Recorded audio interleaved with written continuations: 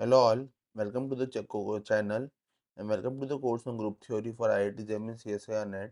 Recall in the last few lectures we have defined the what is groups, what are their properties, what is the subgroup and their properties, and try to understand the concept of normal subgroup, centralizer, normalizer, etc. Now we are going to study a new topic called quotient groups. So quotient groups. So let us define the proper term quotient groups, right? So देखो let G be a group.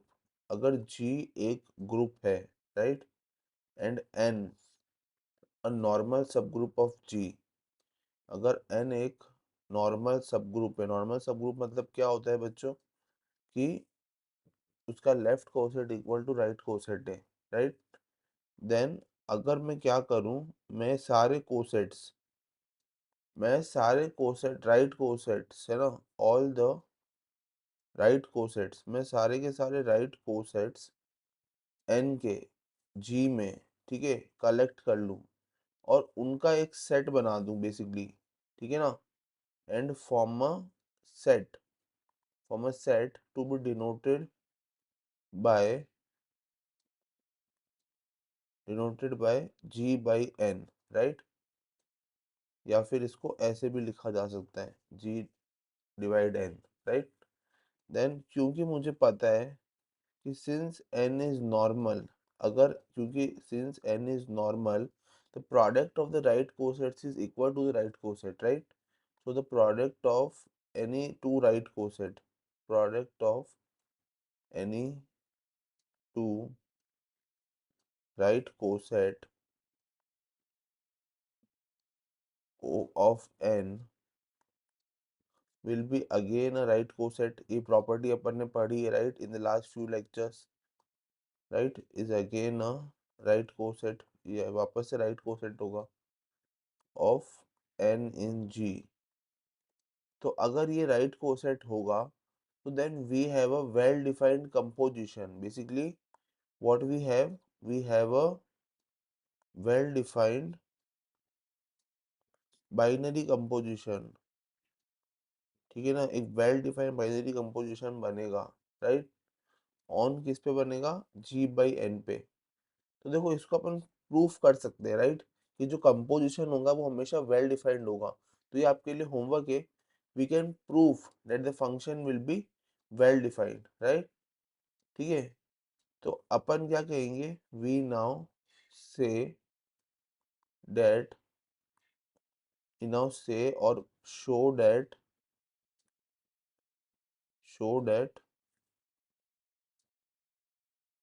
The set G by N, right, G by N forms a group, ये group फॉर्म करता है, right. Under this product, under under this product means product of right coset, under this product as its binary composition, उस binary composition पे, right, जो कि एक well defined composition अपने को मिलता है। ओके, सो इन दिस वे, सो देखो अगर ऐसा कुछ होता है तो वी कैन राइट कि अगर एन ए एक राइट कोसेट और एन बी, अगर ये दोनों जी बाई एन से बिलोंग करते हैं, तो product of N A N B, this implies N A B, ये बिलोंग करेगा जी बाई एन से, राइट, ठीक है। And if N A N B N C, देखो अपन ग्रुप की प्रॉपर्टीज को सेटिस्फाई कर रहे हैं G by N, then B members, अगर ये मेंबर्स है जी बाई एन के, देन मुझे क्या पता है कि N A into N B into N C, ये बराबर होगा N A into N B C के, राइट। ये बराबर होगा N A B into C के, और ये बराबर होगा N A B N C के, ठीक है। और ये बराबर होगा ultimately N A N B into N C के। तो एसोसिएटिविटी प्रॉपर्टी सेटिस्फाई हो जाती है यहाँ पे, ठीक है ना। And again if N E belong to G by N, अगर N E G by N से बिलोंग कर रहा है, तो एन ई जो है वो कैसे एक्ट करेगा, will act as an identity, मतलब इस ग्रुप को, इस एलिमेंट को अगर मैं किसी के साथ मल्टीप्लाई करूं तो मुझे फिर से वही एलिमेंट मिलेगा, राइट। तो N by E acts as an identity of G by N, ठीक है। और फॉर एनी एन ए, अगर मैं इसको जी बाई एन से बिलोंग कर रहा हूँ, तो मुझे पता है कि N way inverse, N inverse will be its inverse, basically inverse of N A, ठीक है। और ये सारी की सारी प्रॉपर्टी अगर बच्चों सेटिस्फाई हो गई, तो we can easily say that N G by N forms a group called the quotient group। तो ये quotient ग्रुप बनाता है। इसका नाम quotient ही क्यों पड़ा बच्चों, क्योंकि अपन इसको डिवाइड कर रहे हैं, ठीक है। या फिर फैक्टर ग्रुप, अपन बेसिकली क्या कर रहे हैं, सारे के सारे राइट कोसेट का प्रोडक्ट का सेट बना रहे हैं, तो उसको डिनोट कर रहे हैं as quotient groups, right. So here we are saying that it is the quotient group or the factor group। Factor group किसका, जी का, बाय एन, ठीक है। अब एक और प्रॉपर्टी समझ लो, अगर जी अबेलियन है, ठीक है ना, अगर जी अबेलियन है तो उसका कोशेंट ग्रुप भी अबेलियन होगा। देखो कैसे, देखो अगर मैं लिखता हूँ, it is quite obvious to see that if G is abelian, अगर जी अबेलियन है, right, then so would be any of its quotient groups,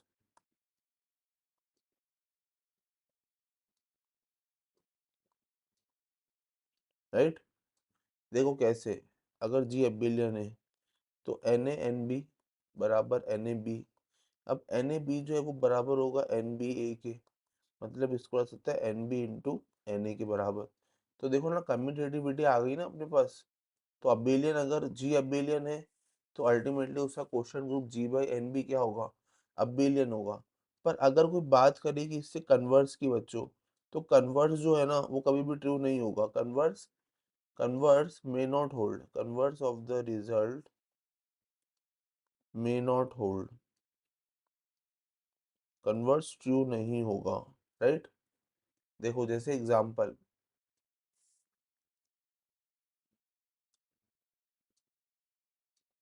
तो कन्वर्स अभी अपन एग्जांपल देखेंगे, उससे पहले एक रिमार्क है, let us see the remark. Remarks क्या है बच्चों, first remark, in G by N, as N is normal, right, क्योंकि एन नॉर्मल है, तो इससे कोई फर्क नहीं पड़ेगा बच्चों की राइट कोसेट या लेफ्ट कोसेट के बराबर होता है, राइट, अपने को ये पता है।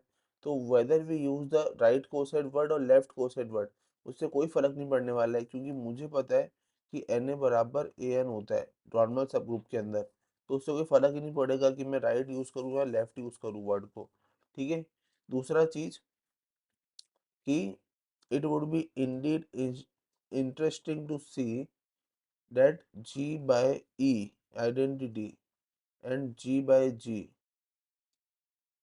are equal, right।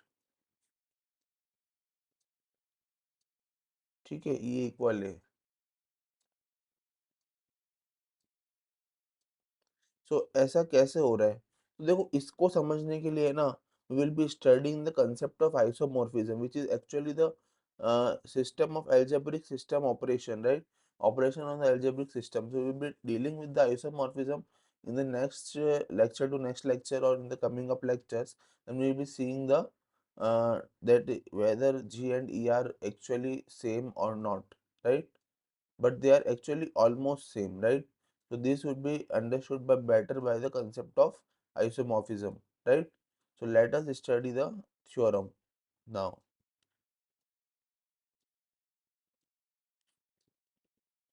थ्योरम की स्टेटमेंट क्या कह रही है बच्चों, कि if G is a finite group, अगर G फाइनाइट ग्रुप है, right, and N is a normal subgroup, N is a normal, n is a normal subgroup, right. g अगर फाइनाइट ग्रुप है और अगर n उसका normal subgroup है, right, तो देखो, और n is normal subgroup of g, then what we can say that order of g by n is equal to order of g, basically question group का order निकाल के उसको n से order n से divide कर दो तो दोनों सेम ही आने वाले हैं। ओके, सो इसका प्रूफ देखो बच्चों, प्रूफ काफी आसान है। We will be using the concept of Lagrange theorem, जो क्या कहती है बच्चों कि ग्रुप का ऑर्डर उसके सब ग्रुप के ऑर्डर को डिवाइड करता है, राइट। सो देखो, सिंस मुझे पता है कि g इज फाइनाइट, g कैसा है बच्चों, फाइनाइट है, तो फाइनाइट ग्रुप के ऑर्डर की बात होती है, ठीक है ना। Then using Lagrange's theorem, Lagrange's theorem से what we can say that order of g by order of n, this is basically the index, right, this is the index of g n in g, right. So number of basically what distinct right cosets, ठीक है, number of distinct right cosets of n in g, ठीक है, तो which is equal to what, order of g by n, right, which is equal to order of g by n, क्योंकि यही तो है basically distinct coset, right. तो जाहिर सी बात है कि अगर g फाइनाइट है तो मेन इंपॉर्टेंट क्या है, लैग्रांज थ्योरम से number of distinct right coset किसके बराबर होंगे, क्योंकि अल्टीमेटली देखो कोशेंट ग्रुप क्या है, देखो कोशेंट ग्रुप की डेफिनेशन अपन ने पढ़ी, तो वो क्या कह रहा है, collection of all the right cosets. और लैग्रांज थ्योरम से मुझे अच्छे से पता है कि राइट कोसेट का बेसिकली कलेक्शन किसको बोलते हैं, इसको, इस वाले टर्म को, है ना, और इसी को इंडेक्स बोलते हैं, इंडेक्स, इंडेक्स ऑफ एन इन जी, ठीक है ना, इंडेक्स बोलते हैं। तो इसे इंडियन इंडेक्स किसके बराबर होता है, basically the number of right coset की, और नंबर ऑफ राइट कोसेट क्या है, basically order of G by N, क्योंकि जी बाई एन में वो सारे सेट कलेक्ट हो रहे हैं, सेट ऐसा फॉर्मेशन हो रहा है सेट का जिसके अंदर सारे राइट कोसेट है, राइट। तो इस वजह से ये दोनों इक्वल है, right. So now the next theorem, ठीक है, नेक्स्ट थ्योरम क्या कह रही है कि every quotient group every quotient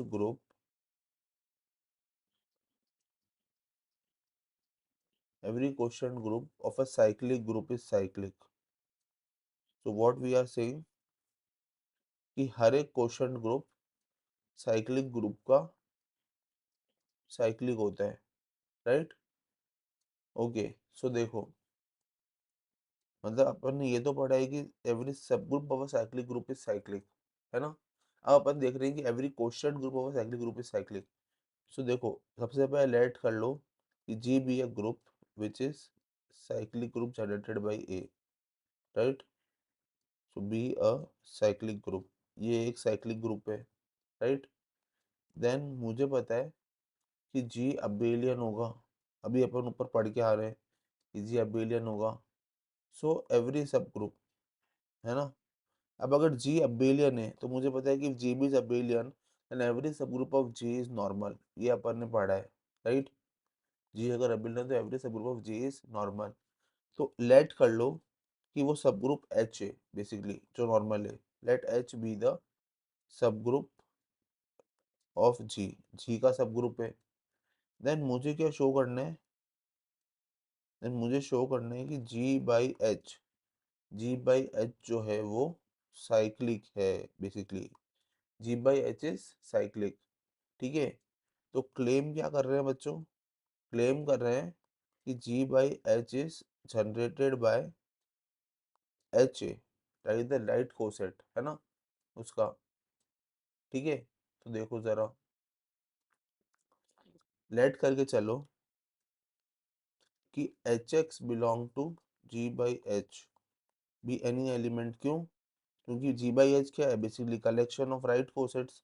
तो मैंने ले लिया कि एक राइट कोसेट जो है वो जी बाई एच से बिलोंग कर रहा है, ठीक है। अगर वो जी बाई एच से बिलोंग कर रहा है then X belong to G, generated by a that is x will be some power of a, है ना, x will be some power of a, क्योंकि every subgroup of a cyclic group is generated by the group, right? So इस वजह से ये वाली property satisfy होगी. Then let x can be equal to the generator because every subgroup is a generator of the cyclic group, right? So x can be expressed as the power of a. Then hx is equal to ha power m, which is ha into ha, ठीक है, up to m times, है ना, m times multiply हो रहा है. Then this can be written as ha into ha into ha m times, ठीक है. तो which is equal to nothing but ha power m, right. This is, है ना.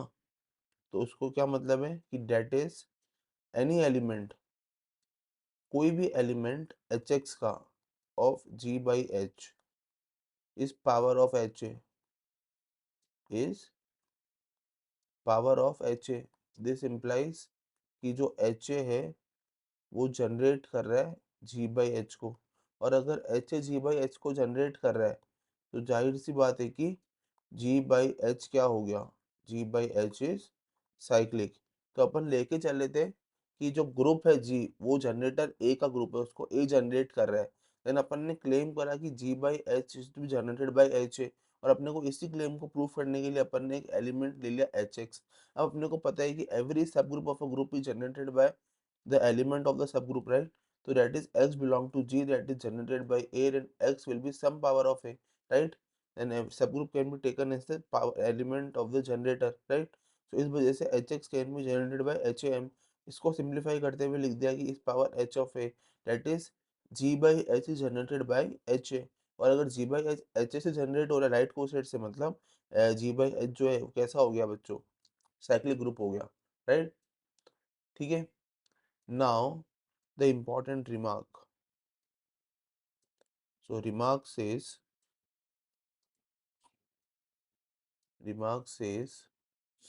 the above result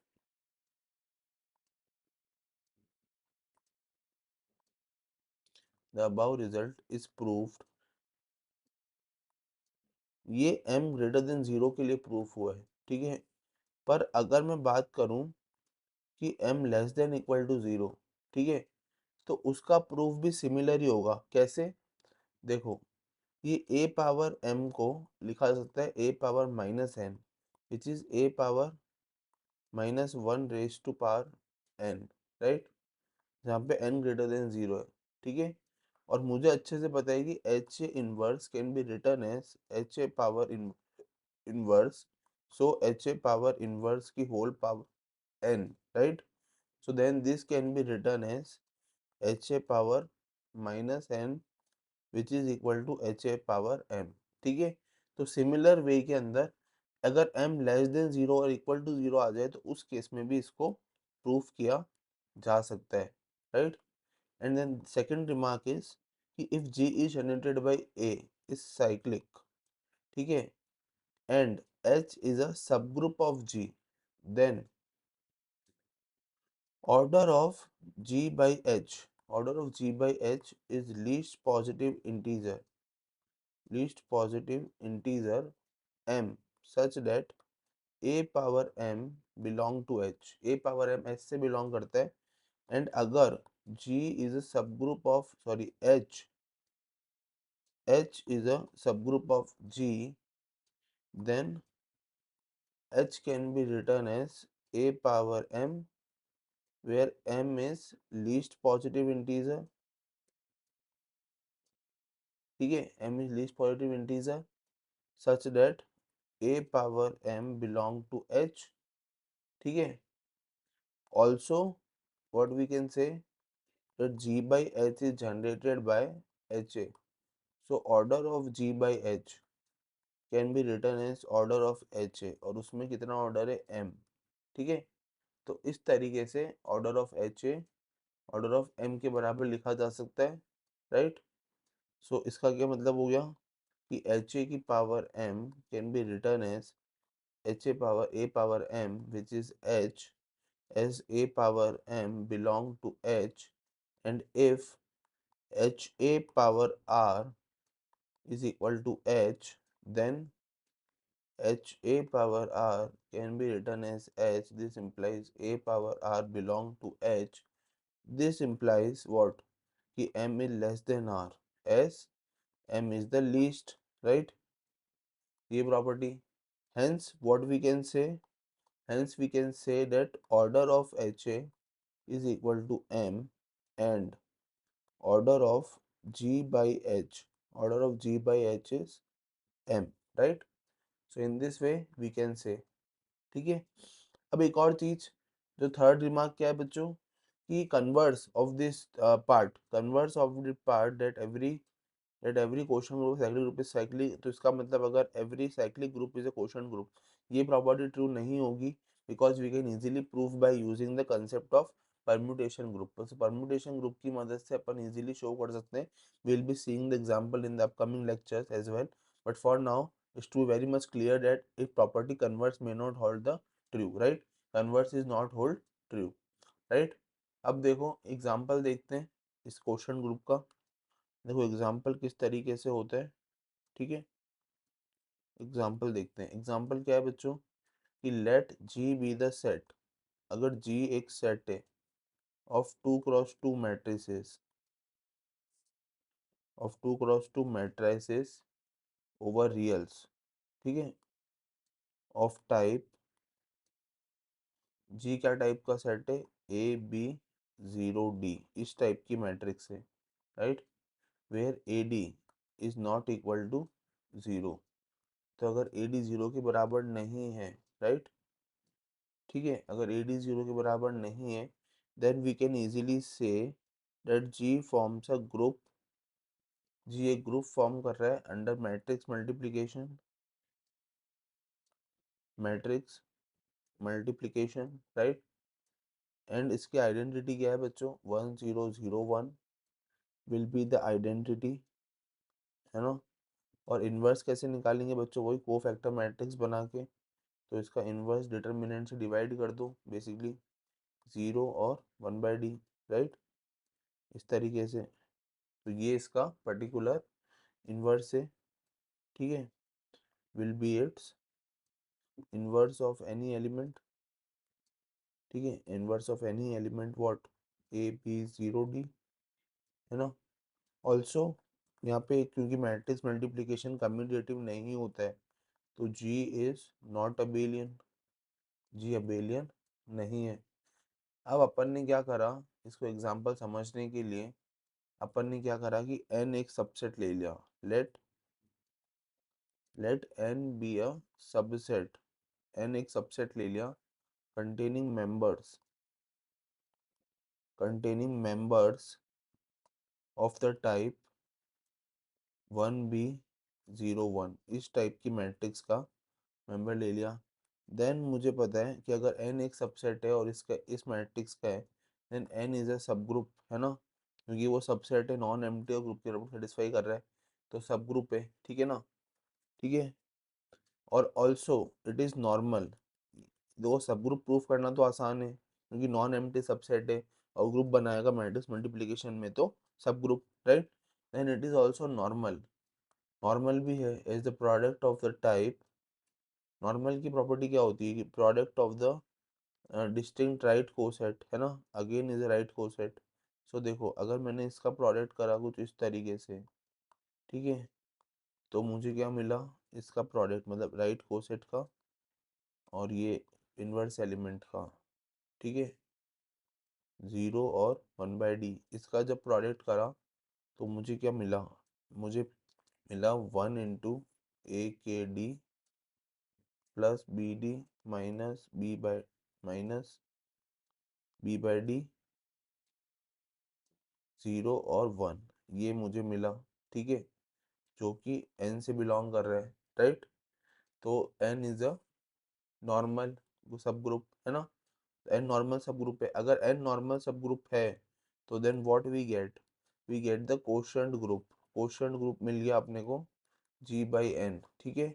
now we show that g by, देखो g तो abelian नहीं था, but G by N abelian होगा, क्यों? क्योंकि जी बाई एन जो है वो कोशेंट ग्रुप है बेसिकली। तो देखो कोशेंट ग्रुप के लिए अपन क्या लेके चले कि let N X and N Y ये दोनों जी बाई एन से बिलोंग कर रहे हैं, बी एनी एलिमेंट्स, ये दोनों कोई भी एलिमेंट्स है, राइट?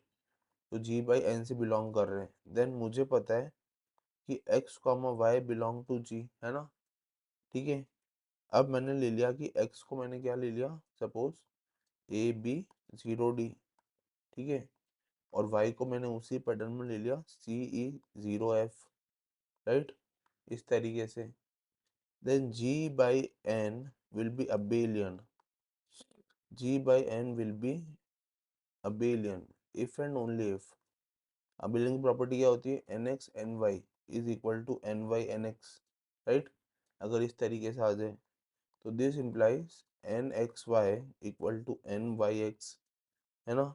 अब मुझे पता है कि मैं लिख सकता हूँ इसको X Y into Y X inverse belong to N, है ना, by the property of normal subgroup, है ना?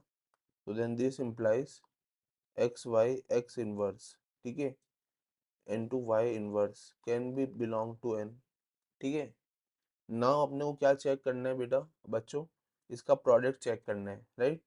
तो प्रोडक्ट कैसे चेक करेंगे, देखो ए बी 0 डी, ठीक है, इंटू सी ई 0 एफ, ये प्रोडक्ट है ना, और ये प्रोडक्ट 1 बाई देखो एक्स वाई एक्स इनवर्स और वाई इनवर्स, ठीक है।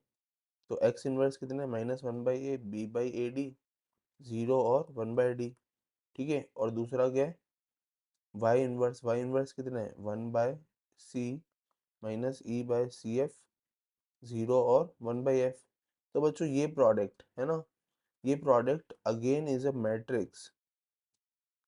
मैट्रिक्स ऑफ टाइप 1t 0 1, इस टाइप की मैट्रिक्स आएगी, है ना?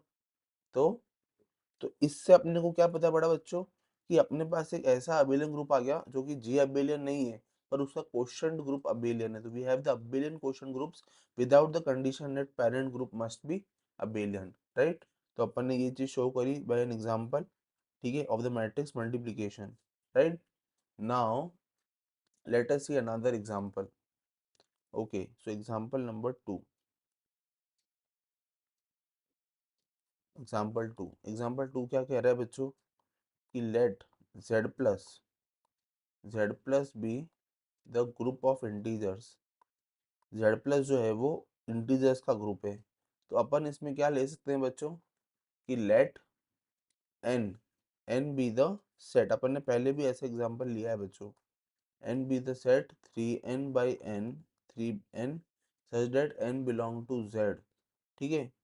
देन मुझे क्या पता है कि n is normal subgroup of g, है ना, नॉर्मल सब ग्रुप होगा g का, ठीक है। then what we know is z by n will consist members of type z, ठीक है, z by n consist members of type n plus a, right, addition में where a belong to z, है ना? क्यों? क्योंकि उसके right coset n plus a के बराबर है। देन मुझे क्या शो करना है, वी शो कि z by n contains only 3 elements, z by n सिर्फ 3 एलिमेंट को कंटेन करके चलेंगे, ठीक है। कौन कौन से, sorry, let A belong to Z be any element, अगर कोई भी ए जेड से एनी एलिमेंट है where A is not equal to 0 1 2, ठीक है। देन मुझे पता है कि डिवीजन एल्गोरिदम से मैं क्या लिख सकता हूँ, 3q+r, अपन ने पहले भी ये वाला एग्जांपल करा था, right, where 0 r lies between 0 to 2, right. then what we can say, n plus a equal to n plus 3q+r, ठीक है, which is equal to n plus 3q+r, right, which is equal to n plus r, क्योंकि 3q जो है वो n से belong कर रहा है, राइट। बट मुझे एक चीज पता है कि R can take values 0, 1, 2, right? तो hence n plus a will be one of the type. देखो अपन ने ये चीज पहले भी कर रखी है. We have already shown that the right cosets are n, n plus 1 and n plus 2 only, right? So basically क्या हो गया कि z by n के अंदर सिर्फ 3 मेंबर्स ही कंटेन हुए. कौन कौन से? जो उसके डिस्टिंक्ट राइट कोसेट्स हैं, right? So in this way we have showed. So ये जो एग्जाम्पल है बच्चों, ये एग्जाम्पल बेसिकली क्या शो करना चाह रहा है? ये शो करना चाह रहा है कि इन केस ऑफ कोसेट्स, अगर दो कोसेट इक्वल है, इसका मतलब ये कभी भी नहीं है कि दोनों उसके जो एलिमेंट्स है वो भी इक्वल हो. जैसे फॉर एग्जांपल मुझे पता है कि n+4 is equal to n+1, ठीक है? बट क्या 4 1 के इक्वल है? बिल्कुल भी नहीं है, राइट? सो अगर n+4, देखो इसको ऐसे लिखा जा सकता है n+3+1, है ना, विच इज n+1. तो इस तरीके से n+4 जो है वो n+1 के इक्वल है. पर इसका मतलब क्या 4 1 के इक्वल है? तो नहीं है. तो it not necessary mean that it is equal to the another. Second क्या है बच्चों कि अगर इनफाइनाइट ग्रुप का एग्जांपल लो, क्योंकि ये इनफाइनाइट ग्रुप ही है जेड प्लस, है ना. तो if an example of infinite group which has a subgroup N having finite index. तो ये एक ऐसा एग्जांपल है, अपन ने पहले भी पढ़ा है कि एक ऐसा इनफाइनाइट ग्रुप का एग्जांपल है जिसका सब ग्रुप जो है वो फाइनाइट इंडेक्स के साथ में है, राइट? तो ये बात हो गई, ठीक है. दूसरी चीज, ये एक ऐसे फाइनाइट क्वोशंट ग्रुप का एग्जांपल है जहाँ पे जी तो फाइनाइट नहीं है, पर जो उसका क्वोशंट ग्रुप आया है वो एक तरह से फाइनाइट ग्रुप है. तो it is हाईवर that quotient of a finite group is finite, right? ये तो आसान है देखना. पर क्योंकि यहाँ पे पेरेंट ग्रुप फाइनाइट नहीं था, इनफाइनाइट था, फिर भी इसका क्वोशंट ग्रुप फाइनाइट आया, राइट? तो ये एक प्रॉपर्टी है. अच्छा, लास्ट प्रॉपर्टी क्या है कि अगर if g1 by N is equal to g2 by N, ठीक है, देन मुझे पता है कि g1 इक्वल g2. देखो कैसे, मैंने लेट कर लिया कि g1 small g1 belong to capital g1 be any element, right? Then N g1 belong to what? g1 by n, ठीक है, ठीक है, g1 by n which is equal to what? g2 by n. क्यों? क्योंकि g1 by n और g2 by n equal है. Then मुझे पता है कि N G one equal to N G two, ठीक है, for G two belong to G two, right? तो देखो अब मुझे क्या शो करना है? दोनों की equality. G one G two inverse belong to N and is a subset of G two. This implies G one G two inverse equal to G for some G belong to G two, right? ठीक है. Then G one equal to G G two inverse belong to G two. This implies G1 is a subset of G2. ठीक है. Similarly, what we can say that G2 is a subset of G1. तो hence G1 equal to G2, right? So in this way, we can claim that both the if the quotient group are same, then both the parent group are also same, right? Simple enough. Now let us see. So now we have completed the concept of quotient groups and see the examples of the quotient group. Now in the next lecture we are going to see some problems regarding quotient groups. So till now what we have understood, let us recall, right? So okay, so we have defined the quotient groups. So basically quotient groups are what? If G is a group and N is a normal subgroup of G. Normal subgroup मतलब क्या बच्चों? कि उसका right coset is equal to the left coset, ठीक है? Then we collect all the right coset of N. मतलब जितने भी N के right coset है उनको collect कर लिया और उनका एक ग्रुप बना दिया, सेट बना लिया, उसको G by N से डिनोट करा. अब क्योंकि N नॉर्मल है तो मुझे प्रॉपर्टी से पता है कि अगर N नॉर्मल है तो product of any two right coset is equal to the product of the again a right coset, right, of n in G, है ना. तो we have a well defined binary composition और इसको show करना काफ़ी आसान है. तो आपके लिए होमवर्क है कि इसको प्रूफ करना, ठीक है. तो प्रूफ करना काफ़ी आसान है. Now we can say that G by N forms a group, क्योंकि इसको भी शो करना है ना. We now show that G by N is a group. तो ये काफ़ी आसान है कि जी बाई एन ग्रुप पे कैसे, कि अगर 2 एलिमेंट जी बाई एन से है, तो उनका प्रोडक्ट भी जी बाई एन से बिलॉन्ग करेगा, क्लोज़र प्रॉपर्टी। अगर एन ए बी एन से एसोसिएटिविटी प्रॉपर्टी सैटिस्फाई करेगा, आइडेंटिटी एन ही होगा और inverse N A inverse act करेगा, तो G by N forms a group called the quotient group और फैक्टर ग्रुप, ठीक है? एक फैक्टर ग्रुप बनाते हैं। फिर अपन ने देखा कि it is easy to see that G is abelian, then G would be any of the quotient group, right? तो जी हमेशा अबेलियन होगा, क्योंकि इसका प्रोडक्ट जो होगा कोसेट का, उसको इजीली मैनिपुलेट करके equal to the product of दो अलग कोसेट के फॉर्म में कम्यूटेटिविटी प्रॉपर्टी को सेटिस्फाई करते हुए लिखा जा सकता है, right? Then converse may not hold, इसका एग्जांपल अपन आगे देखेंगे, ठीक है? पर फॉर एग्जांपल यहाँ पे रिमार्क देख लो कि अगर मैं एन ए को ए एन भी लिखूँ तो उससे कोई फर्क नहीं पड़ेगा। तो अगर मैं बोलूँ जी कलेक्शन ऑफ राइट कोसेट या लेफ्ट कोसेट, उससे कोई फर्क नहीं पड़ने वाला है, ठीक है? देन ये थ्योरम अपन ने करी, ठीक है? थ्योरम का प्रूफ देखा।